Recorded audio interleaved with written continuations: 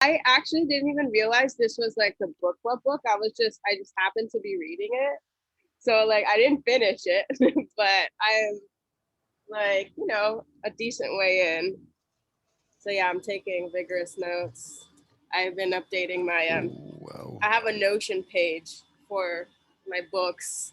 So yeah, it's very intense.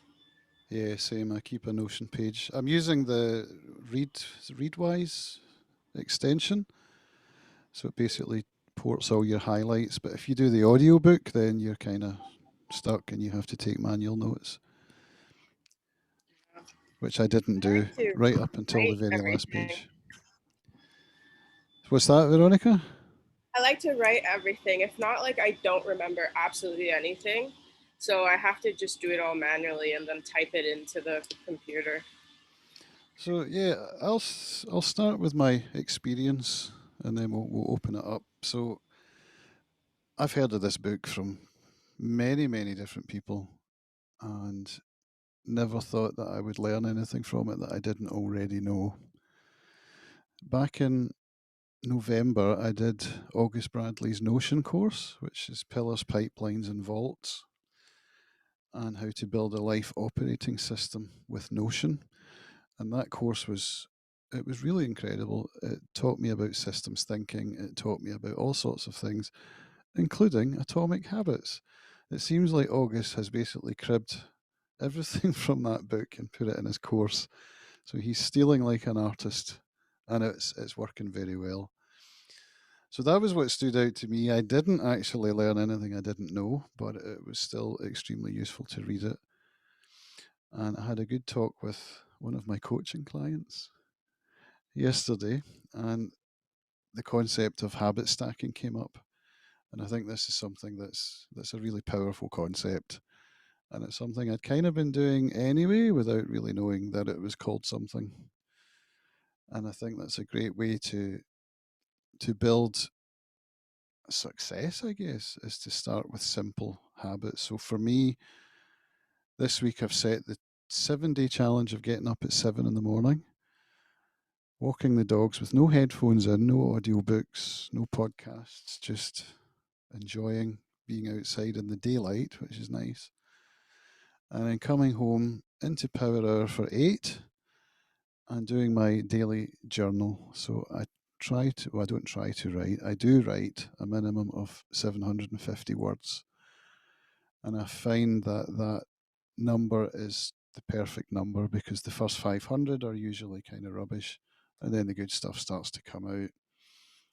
And at the beginning, it felt a little awkward. Now that I've been doing it for a few weeks, it's really beginning to change how I approach my day.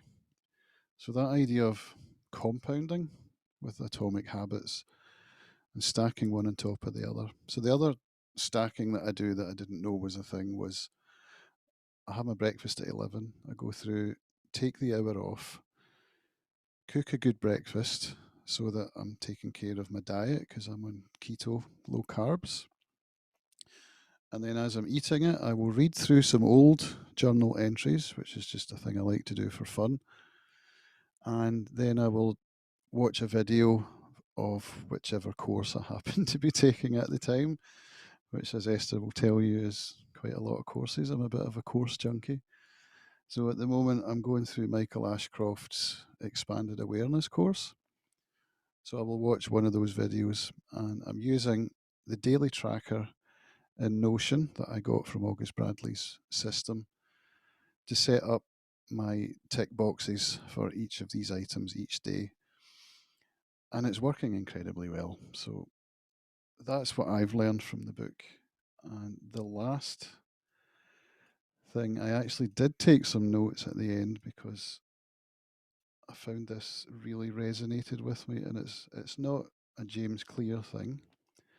It's a quote that he read out. Where's my right? It's a quote from Lao Tzu, and it says, "Men are born soft and supple. Dead, they are stiff and hard. Plants are born tender and pliant. Dead, they are brittle and dry. Thus, Whoever is stiff and inflexible is a disciple of death. Whoever is soft and yielding is a disciple of life. The hard and the stiff will be broken, the soft and the supple will prevail. So I just found that to be a really nice quote. So I've taken that, copied it into my Notion quotes, and I will refer back to that from time to time. And here's Willow come to say hi. Willow is our Bengal, and she likes to be in Zoom calls. So meet Willow. Willow, meet the book club. Okay, who has some takeaways from the book that they would like to share?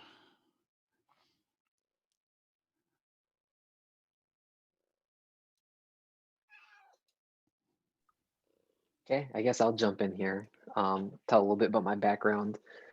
Likewise, this book has been in my awareness and on my reading list for years now. But it wasn't until, have any of you heard of Diana Glyer? She's an author. She wrote a couple of books on the Inklings, C.S. Lewis and Tolkien and folk. I respect her quite a bit, and she said that this was one of the most life-changing books she ever read. So I'm like, okay, it's gonna bump up on my reading list. And so I read How to Take Smart Notes. This came up next. And yeah, like while reading through, I noticed a lot of the stuff I had just kind of instinctually been doing, especially the habit stacking. Like for me, every morning, get up, we go to the coffee shop. So it's like, okay, I want to exercise. So gym's 2 doors down. I'll just get a gym membership. I'll go there first and then go over to the coffee shop. It just kind of made me more aware, and I'm gonna try and focus on being a little bit more intentional in those things. But yeah, likewise, I was at Lao Tzu Tsong. I Lao love that Tzu? quote. Yeah. Lao Tzu. Yeah, I love that quote. I'm going to print up a nice like calligraphic poster of that and hang it up on my wall because that was just very inspirational. The biggest thing that I took away from this though is one of the later chapters where he's talking about that photographer who's teaching the photo class down in Florida, and he gave the example. He split his students into two. For those of you who haven't read the book yet, he split the class into two groups. He said, half of you I'm going to judge. Your grade is going to be based purely on how many photos you turn in by the end of the year. The other half is going to be the quality of one photo. And he said at the end of the class, consistently, everyone who turned in the quantity would produce better photos. And that, I read that section right after I published my first video on my YouTube channel.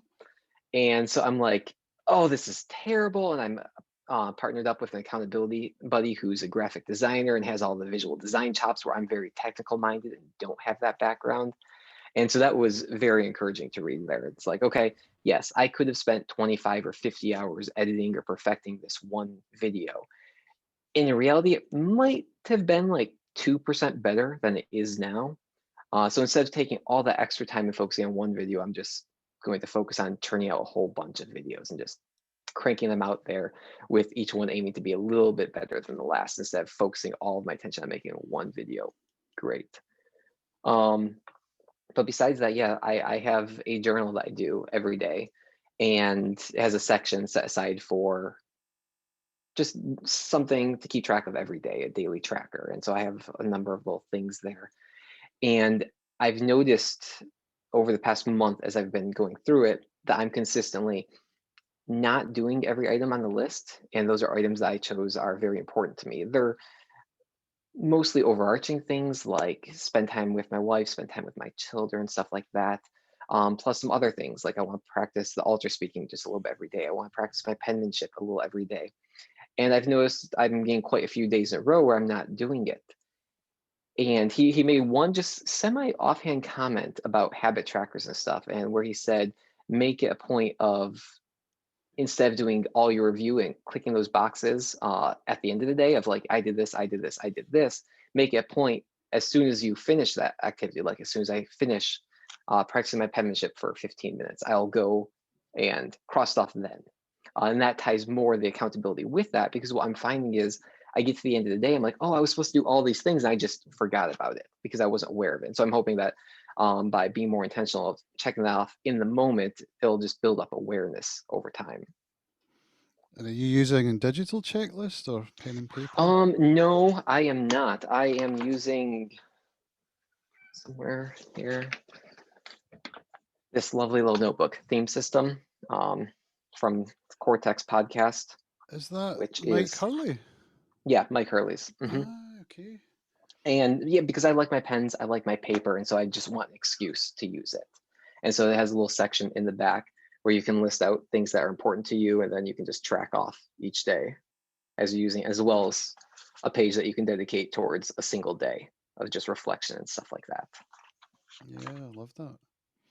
I'm a fan of Mike Hurley's. I've been listening to the Pen Addict podcast since it started. Oh, I am as well. Yeah, Pen Addict was my first experience with him, and I've been following him since the, what was it, 50 decibels days. Yeah, same. I've got the Podcast. shirt, 70 dB shirt. Awesome. Wait, we were obviously meant to hook up together, Kelly. Obviously. One of the other things that stood out that I've just remembered was the idea that you can get back on a habit. Don't miss it for 2 days in a row. So I was terrible for, okay, I've missed a day, I might as well just quit. And so that idea of getting back on the next day is something I'm trying to practice, particularly when it comes to sugar. Because one of my habits is an anti habit, which is don't eat sugar. And sometimes I'll find myself just doing it. And that doesn't mean that the next day I can eat anything I want. I get back on it the next day. And yeah, I use a digital tracker simply because I like August Bradley's life operating system.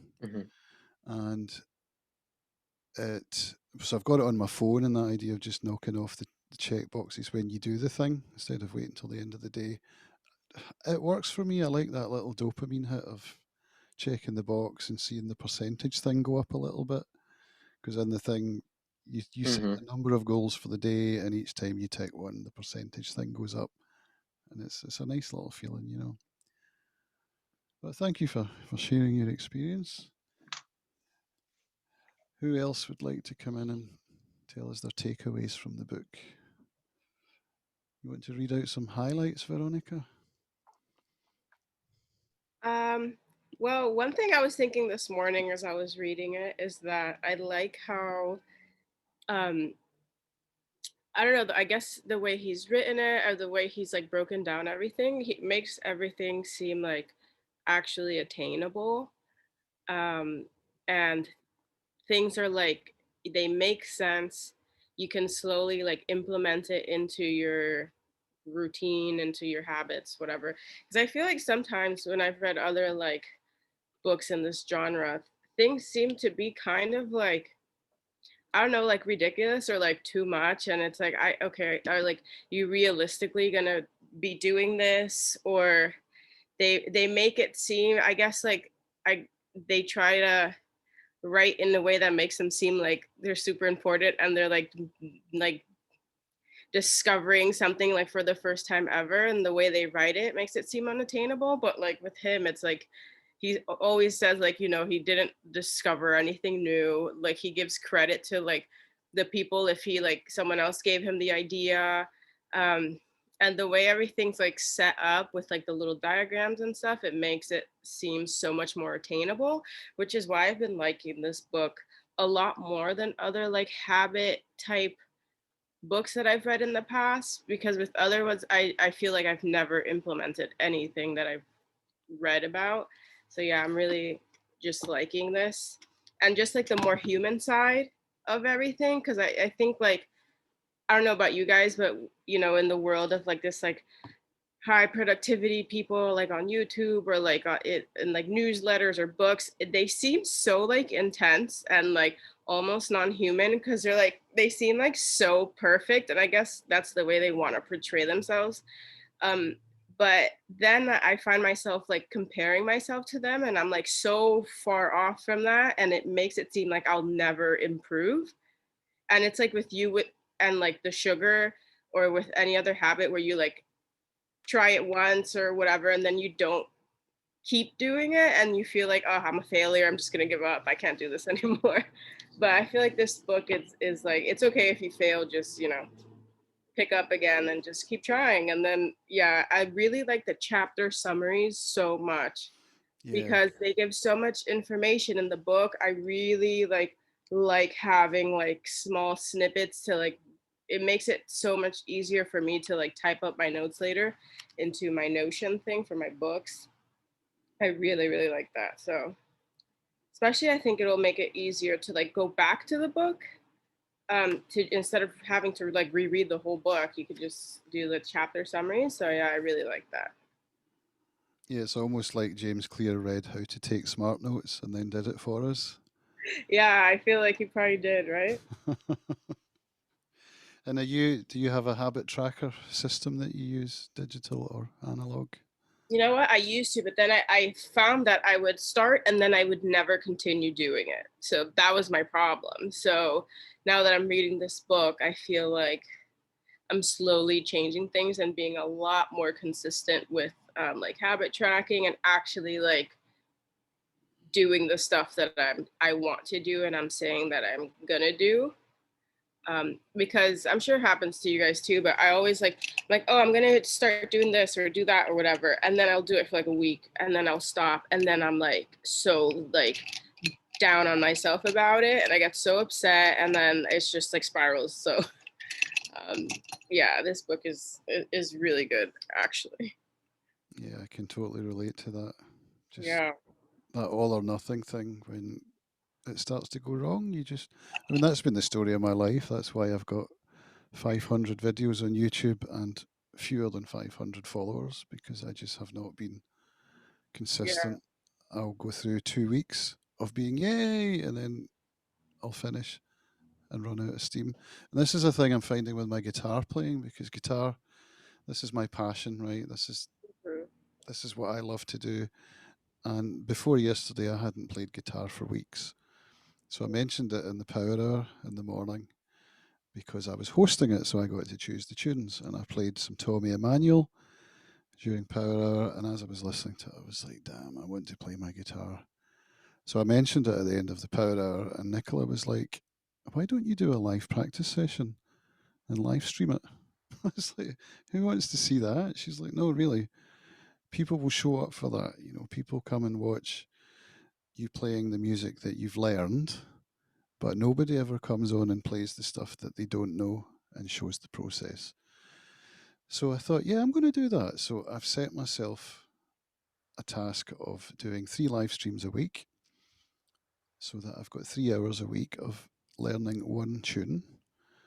And I suppose I'm announcing it here so you can call me accountable for that. But I'm putting it in my tracker so that I can tick the box. I'm using my August Bradley system to set up my goal outcomes and all of that stuff. And I'm finding it incredibly helpful. So I'm just going to read another bit here from the book, which really resonates. And sorry for the spoilers, those that haven't got to the end yet. This comes quite near the end. It says, if you're having trouble changing your habits, the problem isn't you, the problem is your system. Bad habits repeat themselves again and again, not because you don't want to change, but because you have the wrong system for change. And until I did August Bradley's course, I had no system at all. Now I have a system, and so far, so good. I've been able to stick more or less to what I intend to stick to. So, with any luck, by the end of 2 months, I will have learned a rather challenging tune on the guitar. Yeah, I totally agree with you, and I think Nicola is, well, we all know she's a genius, so She is. I, She is. I think it was great that she actually told you to do that because I oftentimes I think we think like, oh, who would want to see me do like X, Y, and Z, but there's always like people like if you like just look at YouTube, like you'll find like the most random channels that like there's this one like older man that like somewhere hidden, I don't know where in some forest in the US, and he has like I don't know like 8 million followers, and all he does is like shoot guns, and like people will like send him guns and he'll just like shoot the guns, you know. So like people like will watch anything. I've seen this one guy that just goes to different like Japanese restaurants and just like shows them cooking. Like he doesn't talk, doesn't do anything. So um yeah, and I think like it is very helpful not just for yourself, but for others to like see you practicing, because then, you know, when they hear you playing songs that you already know, they'll be like, okay, well, I know he was able to learn this through practice and dedication and like making mistakes and then trying again. Because a lot of times, like, even though like I know that in order to get better at things, you need to practice, I still will like for instance, like the plant people that know like everything about plants, I'm just like, oh, I can't talk about this because I don't know as much as they do. But then it's like ridiculous because it's like you're just limiting yourself, and they've been doing this for so much longer than you, or they actually went to school for this and got a degree, or have been doing trial and error for years. So yeah, that's one thing I've been trying to also like keep in mind. And that's, I think, one thing I want to show with like my plant videos too, like to other people that maybe don't know as much as me, like even though I don't know that much in comparison to others, yeah, I can like show them like, okay, like this is how I learned, and then you can learn too, and you don't have to know as much as me or other people, but you know, you can slowly learn. And I just want people to learn. So you know how to keep that alive. Yeah. Thanks, Charles. Indeed. Yeah, well, I will keep the guitar thing going. It's only been one session so far, and it was pretty rough, I have to say. So the next one will be a bit better. Charles showed up, so did Esther. It was nice to see them supporting me. And honestly, the beginning, when I sat down, opened up the book, I couldn't even play the first note. So it's using a technique called artificial harmonics, which I had never done. I was like, how do you do this? But here's how the internet works, right? I had a comment on my stream from Facebook before I actually hit the live button. Somebody had showed up to the scheduled post, and that guy can also play the tune that I was learning, but I hadn't actually announced what the tune was. So somehow this guy found me, and when I was on the video talking about shit, I can't play this note. How do you do this?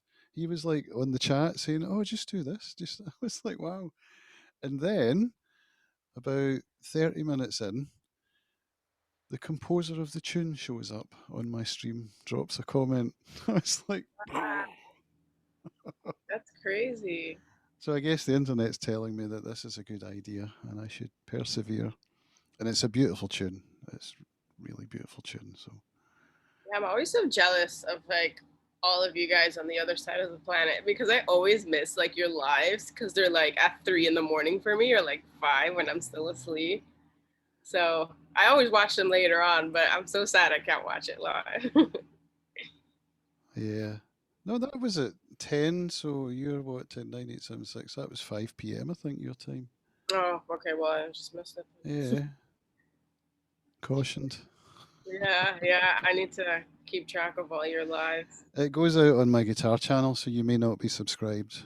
Oh, that's probably why I didn't know. Yeah. Acoustic Guitar IO. I'll drop it in the chat. All right. I expect to see my numbers go up by 9 at the end of this call. Okay, Juliana, would you like to come and share your thoughts on Atomic Habits? Yeah, sure. So I read the book back in December, so it's been a while since I read the book, but I can share like I think the main takeaway was like that I've been doing it all wrong when it comes to habits. Like I've been overcomplicating it, and I think that goes to like my YouTube videos as well and things like that. But I think in the past, before reading this book, I thought, oh, I want to like meditate, I want to work out. Like I tried to do so many things, but of course that didn't work. So what he said about just starting out with like 2 minutes, like a very short period of time, really resonated with me. And then there was another thing that he mentioned, like the Goldilocks rule, like finding the midpoint between boredom and anxiety when working. I thought that was quite interesting as well. Yeah. Yeah, the Goldilocks rule. Mm-hmm. Have you got any? What's that midpoint? What's that midpoint between boredom and anxiety? Like what's he kind of like getting at in that? Yeah, I'm trying to remember, but it's like it's about, oh, I guess I found it interesting in terms of I set goals like too difficult, so I lose motivation instead. I lose motivation quite quickly. So yeah, I guess that goes for like YouTube channels as well. Like I've been wanting to start a YouTube channel for a really long time, but never got to actually start it. So I guess it's like starting small as well is the main thing there. Cool. Who else has read the book would like to come in and let us know what they think? Charles has the book. Nicola has the book. Julie? Yes, sure. One thing that I really liked, and we talked about it a bit, is this idea that when you have a new habit, what's more important is like the trajectory. And it's also like, do you spend more time doing the habits than not doing it? And also I found it very interesting when you talked about habit stacking to say like, if you want to do this habit X time per week, it makes sense to stack it on top of another habit that you do the same number of times, per week. So I really like that. And also I finally found like the thing like Ali was always talking about, which was the identity change in the book, and I found that this was interesting. So I have like a little quote that I really liked.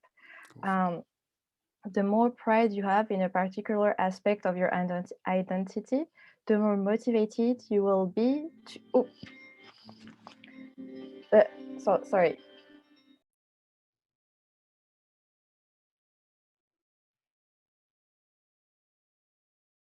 You got a phone call coming in?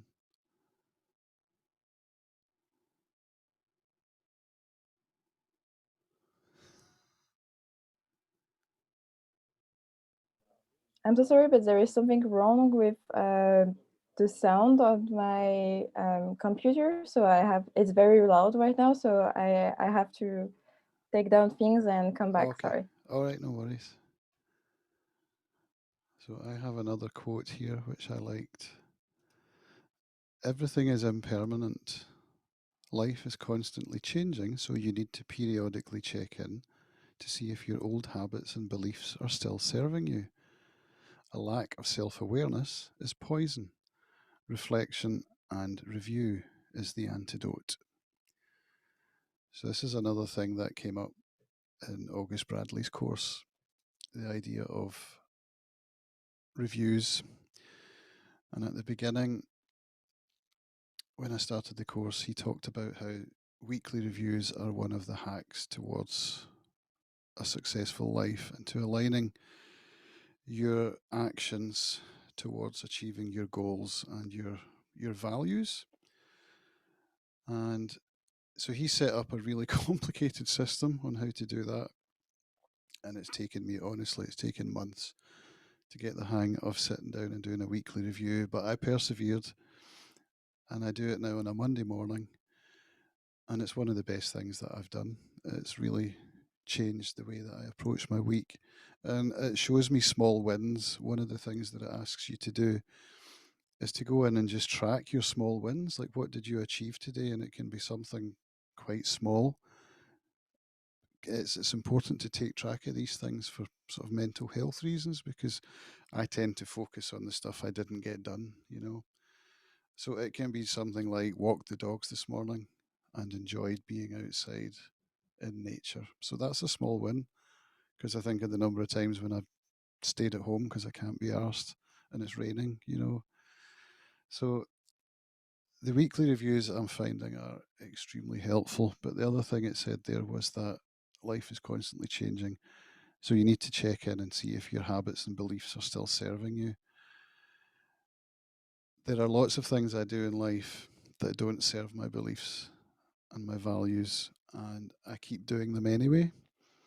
So now I'm becoming aware of those things, and I'm able to start removing them. So things like, you know, binge watching Netflix shows when you know you've got other stuff to do, where rather you should be well, see, you should be. What I would like to be doing is to put some time in my calendar where I allow myself to have a couple of hours of TV time and make it intentional. Try and share it with my wife if I can, because we don't see each other very much these days. And so that's one of my goals, one of my values is more family time, to be a better husband, to be a good father. These are some of my values. So if I can be intentional about my TV time or a movie time, and that's when I get to do that thing, and then don't do it other times. So things that are not serving my values and my goals, I'm trying to remove from my life. I'm not always successful. I'm human. Sometimes I feel shit and I just turn the TV on, and before I know where I am, I've watched 7 episodes of Modern Family. That was my day last Sunday. But How yeah, long are you finding that the weekly reviews take you? Like I've constantly tried to get into the habit of doing that, but I keep on failing. it's no more than an hour. And one of the best features of it is that the way that August has set up his system is that you get to see all of your active projects, and you get to see how many tasks are attached to those projects. So the system works that you either have tasks attached to a project or you have habits and routines. If you don't have either of those things, then the project is dead and you need to put some tasks into it for that week. And you can see at a glance. So I've got like my YouTube video for the week.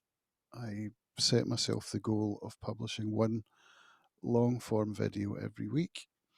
And that's made up of a bunch of tasks. So I've got to come up with the idea, write the script, record the video, edit the video, publish, thumbnail, repurpose.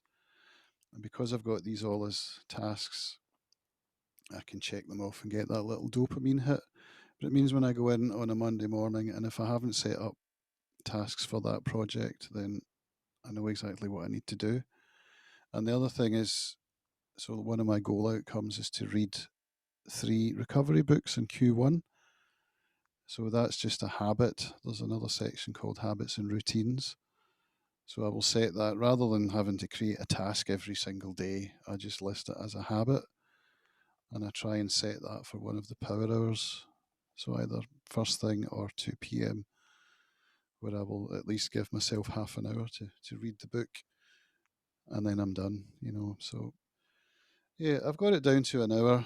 It also involves taking a look at my sort of accumulated daily blood sugar readings, and it gives me an average. So it's just like a data storage system where I can see how my week's been in terms of my health. I can see what my sleeping pattern has been. I can see my weight.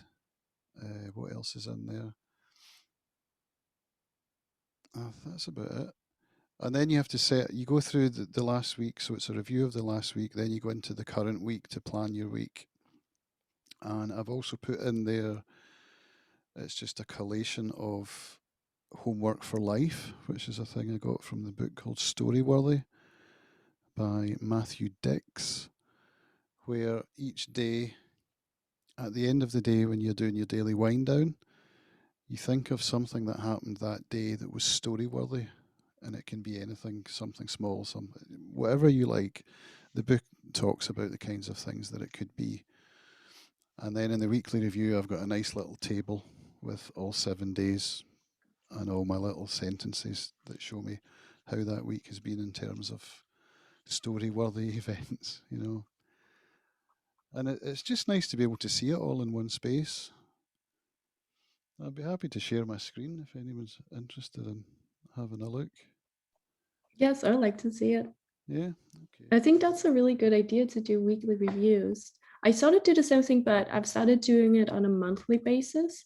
So I set like New Year's goals based on like the Wheel of Life, if you know that. Like it's personal development, so it's like career and mental well-being and physical well-being and all of that. And then I've started like for last month, I did like just a little summary for each section to say where I'm at. So yeah, basically the same thing, but that's really good. I think people call it like a weekly reset too, just like emptying your thought for that Yeah, week, and then yeah. yeah, I can relate to that. So don't let this frighten you, okay? So hopefully you should have my daily tracking on the screen. Mm-hmm. So each of these is obviously a day.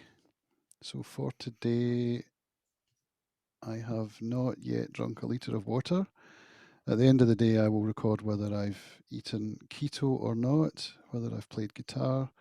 I've already walked the dogs. I've not done my press ups today, and I haven't done any coursework today.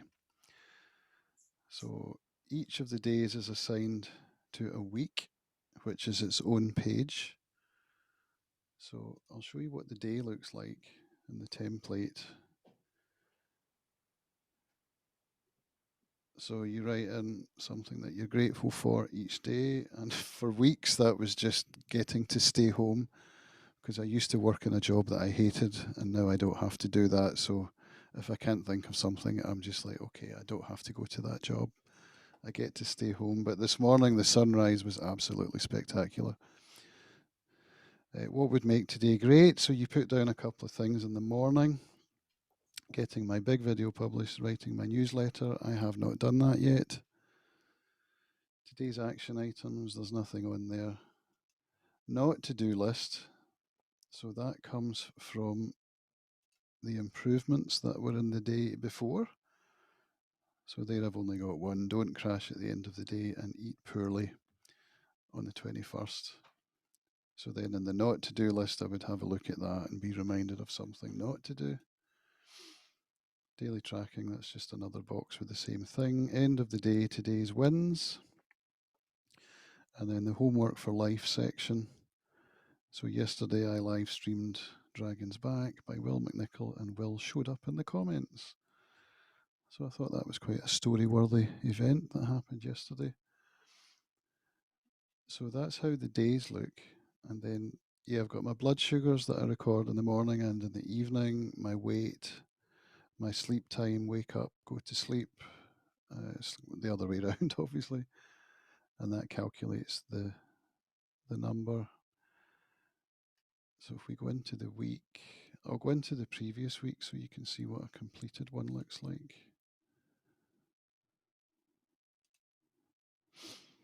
So this includes a roll up of the days that are assigned to that week.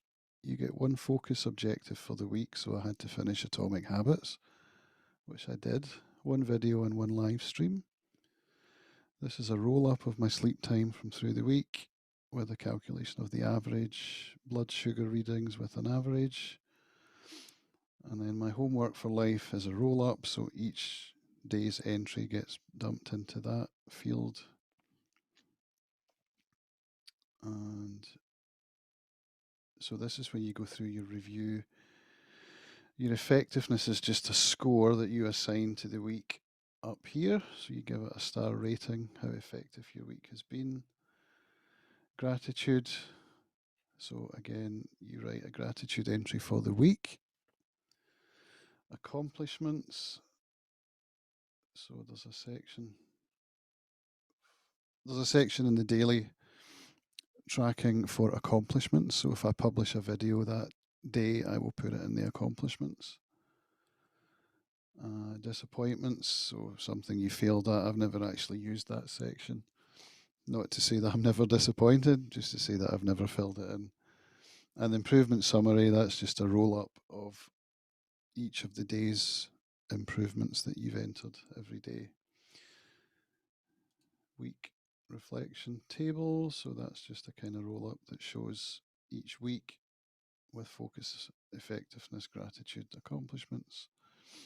So that's just a data thing, that's not something you fill in. So calendar review, so I would take a look at my calendar and see what's coming up and make sure that I've planned for that in my week. Waiting on, I've never actually used. So that's where you have an action that you need to do, but you can't do it until something else happens first, usually from somebody else. So if I was waiting on my editor to get a video back to me, obviously I couldn't publish it yet because I'm waiting on it. This is the fun part here. The projects and the quarters. So it sorts all of my projects by status, and all of the active ones are at the top. It shows the number of actions that have still to be done for each project. So for example, if we go into video for week 8, which is now, I still have these action tasks: edit, publish, captioning, repurpose, thumbnail, and share to DTube. And they're down here as well. So this is where I would go in and tick them when they're done. And that's aligned to this goal outcome to publish 1 video a week in Q1, which so far I've managed to keep going. It's still only Friday, so I'll get it done. So that's what the project looks like. And for example, newsletter week 8, I can see here that there are no tasks assigned to that. There really should be. So I would go in, and then in my tasks section, I'd put something like research topic for the week. And I could set he calls them due dates rather than deadlines. So he assigned, this is August Bradley I'm talking about, he likes to think of it in terms of choosing the day that you're going to do something rather than choosing the day that something needs to be done by. And it sounds weird because Americans say do the same as they say do, whereas we say due. So I always find it quite amusing because nobody really knows which one he means because they sound the same. So at the beginning of the week, I would go through this section here and I would assign tasks to each of the projects that have no tasks assigned. And then this one, like read the real AA, that wouldn't have a task. That's a habit and routine. So I know that that's okay. It doesn't need a task to be set. So that's the projects. View daily tracking to add weekly. That's not an important thing. View weeks. So this is where you would add another week when you get to the start of a new week. So you just go into your template and create a new week, enter all the data for the dates and stuff like that. So it is actually quite simple once you get your head around it, but it takes a while to get your head around it. At least it did for me. Is there a lot of friction to do this? I'll end up by not doing anything. Yeah, there kind of is a bit of, there's a learning curve, I'm not going to lie. It took a while. And I had some support from August. He had a circle group where you could go in and request help if you got stuck on anything. There was no community aspect in the group like we have with PTYA, which is one of the things that was missing from the course. But I really liked August's systems-based approach. It was more about learning how to use systems than it was about Notion in particular. The systems idea could work in any, it could be pen and paper, it could be Roam, it could be Evernote or whatever you want to use. But that idea of just making systems that work for you, which begin from tasks and habits and trackers, all the way up to your goals. And that's how I'm thinking about it. Nicola's asking, who have read the book? Would you honestly recommend it, and has it helped you on a real level? Right, I've been talking for ages. Who would like to come in and answer Nicola's question?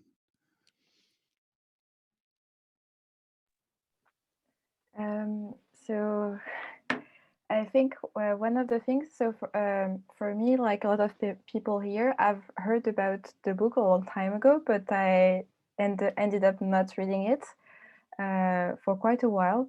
And the thing that really pushed me to read it was actually a podcast, because I was listening, I was trying to meditate, and I was in the meditation app. There was like a podcast which is called, I think, Making Sense. It's by Sam Harris, and he did an interview with James Clear.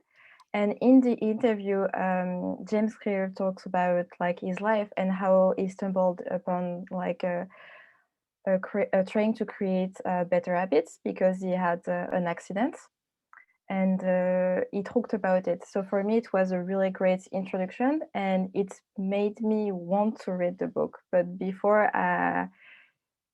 just I had been, it was recommended, but I couldn't read it. And also, it's pretty clear. Like it's beautifully written. I think, like Veronica said, like. Whenever he explains something, it's very clear, and he makes. I mean, it's not that he makes it seem simple, but I feel it goes a bit beyond that because it makes you feel like you can do it. And also, like we talked a bit about it, you don't have to read the whole book. I think it's quite long, and you could definitely have the same effect just by like we saw, like there is like this link where there is like the Q&A, and you can like go to the question that you're interested in and read the book like that, because it has the question and then a short answer. And if you want, you can go back to like where it is in the book. It gives the specific chapter and everything. And so for me, it has been helpful. And one of the things that I changed is that I think at the beginning of the month, I started making like having a calendar, a Google Calendar, and doing time blocks. But I was doing like, okay, so this is like, of course, there were like the power hours. So for me, at 9 and at 3, so 8 GMT and 2 PM. But I didn't have anything set to do in those times. So I tried to, like each week, I tried to like time block. So for example, like in the first half of this hour, I'm going to write down, and then I'm going to do that.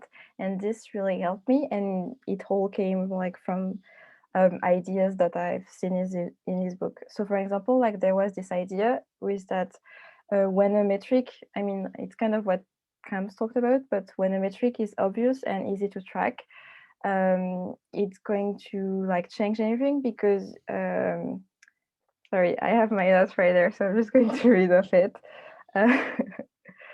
So that metric is going to be an input, and you're going to be able to change your behavior accordingly. And I really liked that idea. And also, like, I also implemented it because of another idea which was in the book, which was called like motion or action. So basically, whenever I read something or like I stumble upon an idea and was like, wow, this is amazing, and then I start to think a lot about it, which it would call like being in motion. So you're planning, strategizing, or researching, and you're actually not doing anything, like you're not taking any action, you're not doing anything. And I think that for me, this was really helpful, and this also helped me find this calendar blocking idea. So yeah, I think you should go for it, and it could help. How many star ratings would you give it out of 5?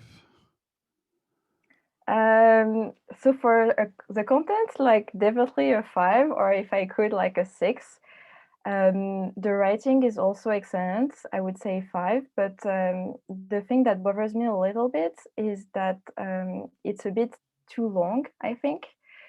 But at the same time, it's very dense. So yeah, I would say like more 3 on that regards. But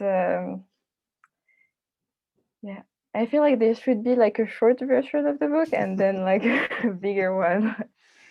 You could just take all the chapter summaries and put that into a worksheet. Yeah, that would be an excellent idea. Yeah, the thing I struggle with is that sometimes when I was going through the book, I was like at X chapter and I was like, wait, where exactly I am in the structure of the book? Sometimes I couldn't remember. Yeah, fair enough. Juliana? How many stars out of 5?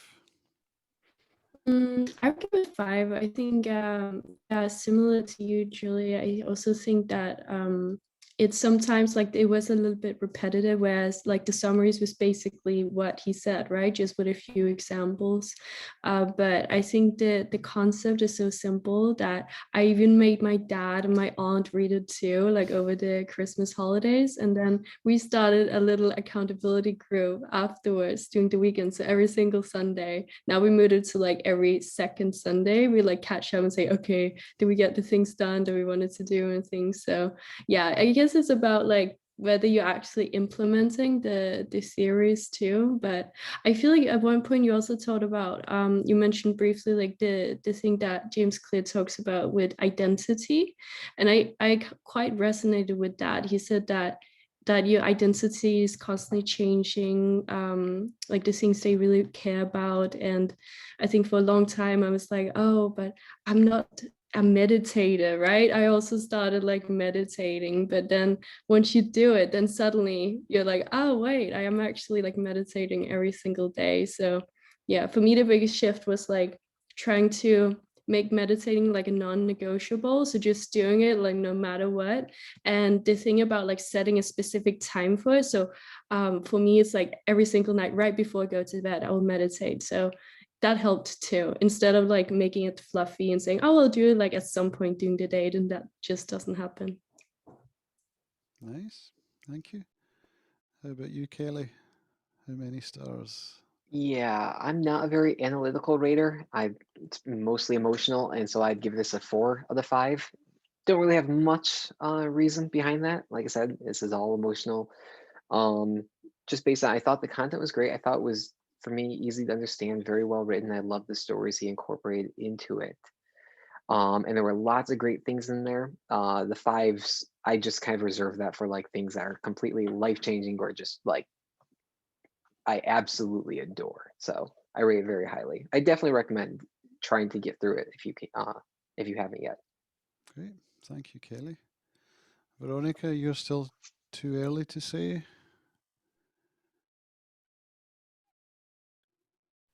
Yeah, I haven't finished it yet, but I mean, I really am liking it a lot, and I agree with everything Julie said. And like I said, it's I don't know, it seems to make things a lot more attainable than other books have, and the way it breaks things down makes it easier for me to implement things, and I have been implementing things, and it's already helped me a ton. Like yesterday, I had a really productive day because I was keeping these things in mind, and which made me really happy because before that I was having a hard time just like staying productive for a long period of time. So yeah, so far it's pretty good, to be honest. And I think the language is quite simple to understand. It's not too like full of like, nonsense and just like fluffy language to make it seem like more important than it is. So yeah, I would recommend it. I think there are like many things you can take out of it, like because we've all mentioned similar things, but we've all mentioned like different things that has helped us. So I'm sure if like Nicola reads it, or Vish and Charles, like they'll find something that they'll like. So I would recommend it. Great. Thank you, Veronica. Mm-hmm. So I've given it 4 stars. I will admit that I probably wouldn't have read it had it not come up for book club. It was somebody else recommended it and it got the vote, so I was like, okay, I will read the book. And I'm very glad that I did. As I said, I didn't expect to learn anything new from it, and I'm not sure that I did. However, it was really useful to read. And as you said, Veronica, it was very easy to read, especially coming from Zonka Aaron's How to Take Smart Notes. That was a bit of a challenging read. James Clear's book was actually fun to read.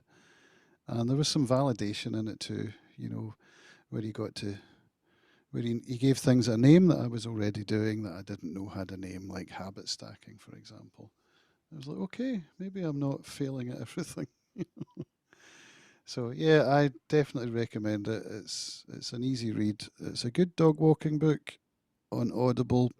but I did find myself wishing sometimes that I was actually reading it for real, so that I could take notes and do highlights, and also you don't see the diagrams when you're on Audible, so you have to go into the website and check it out there. So I haven't done that, so I haven't seen any of the diagrams, but I definitely recommend it. So I think that's us, unless anyone has any dying wishes they would like to put forward. I'll just finish with the last quote that I have written down, which again is from near the end. Success is not a goal to reach or a finish line to cross. It is a system to improve, an endless process to refine. I quite like that. So I will thank everybody for coming. Oh, admin. We need to do some admin. Admin. Just for people who haven't been here before, I've just put a link in the chat there to the Notion page that for the We Only Know What We Know book club.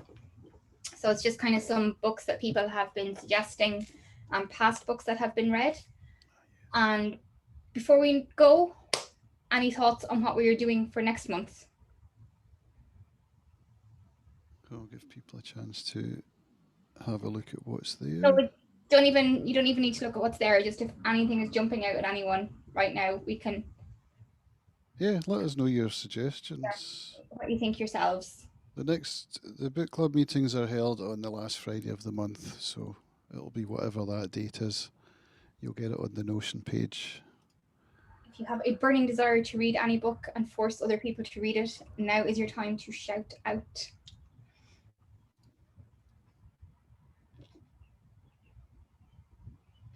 I'm going to throw my hat into the ring because it's something that I'm currently working on, and shout for the motivation, or not, reading the wrong one, Primal Branding by Patrick Hanlon.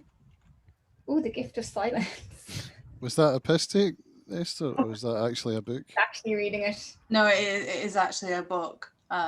Sorry, I've been jumping in and out. It is actually a book that I'm reading. And I'm also reading Lean In. So they're two books that I'm reading. All right. Because I go from no books to 2 books because that's who I am.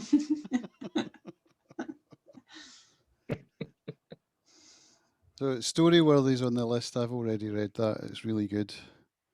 And we did have The Elephant in the Brain. I don't see it there, but that was another one that I've actually since read and enjoyed a lot.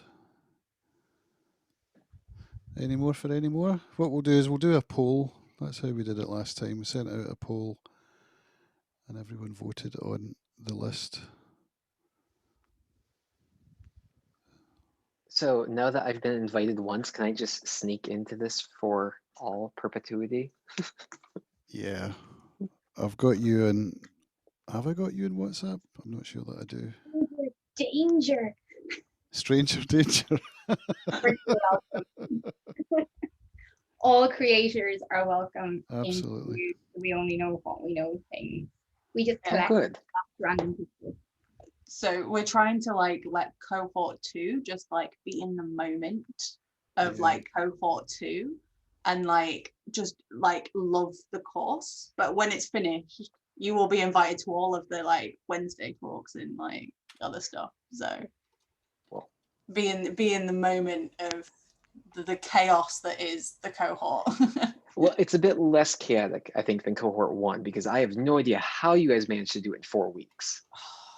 We did 3 live sessions a week. Well, even so, just, I mean, creation-wise and everything. It was rough. That's how we managed it. We complained to each other. I do think it brought us together, the like how are you surviving moment of it. Like, I'm not surviving, I'm just crying.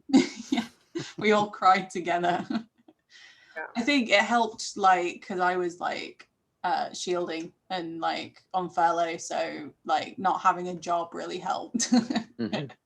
I don't know how people did it whilst having a job. Like It was hard. Yeah, I can say it was hard.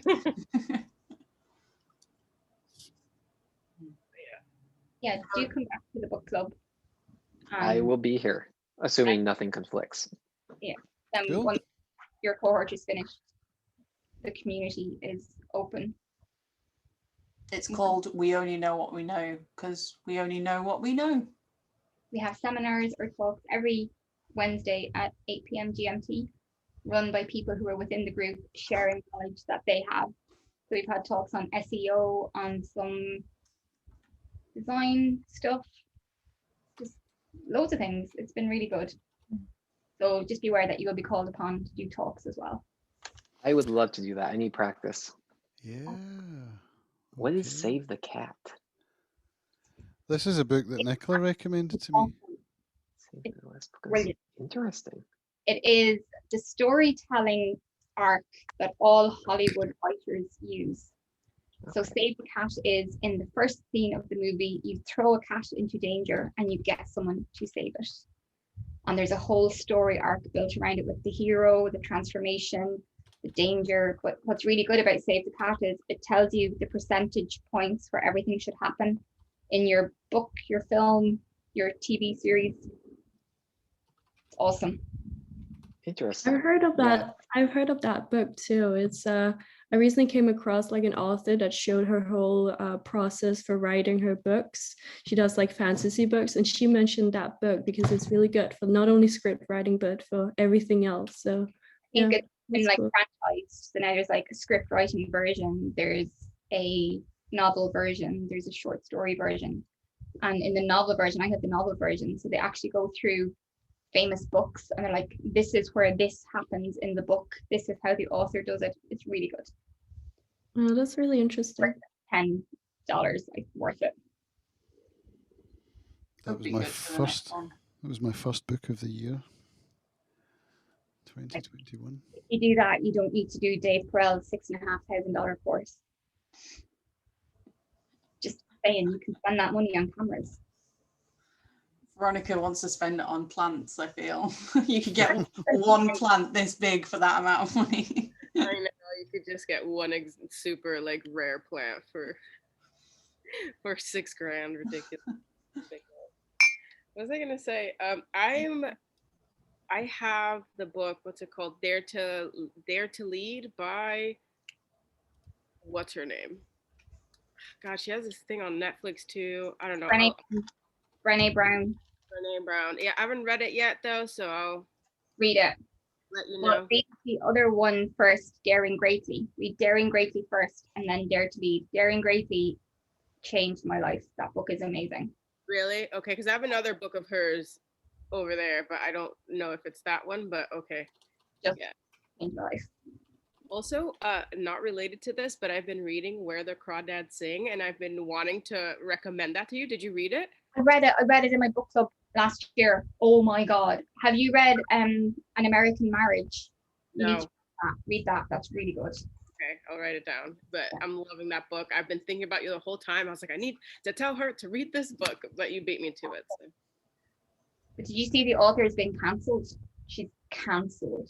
Is he really? I heard some people like saying some things, but I don't know what you do. Go Google her. She is cancelled. Her and her family,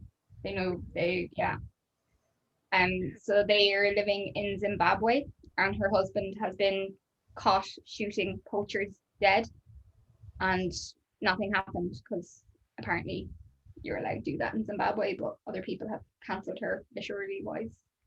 Wow. That's Yeah. wild. I did not know that. Yeah. But the book is awesome. So The book is amazing. She really just like blew up like with that book. Yeah. So yeah, just wanted to say that. Did you see Ali's put out a live stream with Brandon Sanderson, Nicola? Wow. yeah, he did it this morning during Power Hour. Oh, he did? Okay. Yeah, it was live during Power Hour, but Angus said it might not stay listed, but he'll share the URL if they unlist it, Oh, okay. seeing Cool. as they don't do well on views. Alrighty. So let's wrap up then. Thank you all for coming. Thank you. This was way Thank better you. than the first one. And it can only continue to grow. Thanks all for coming. I will see you all Thanks, Pam. on the next call. Thanks, you. Gums. Bye. Thank you. Bye bye. Thank you. Good night.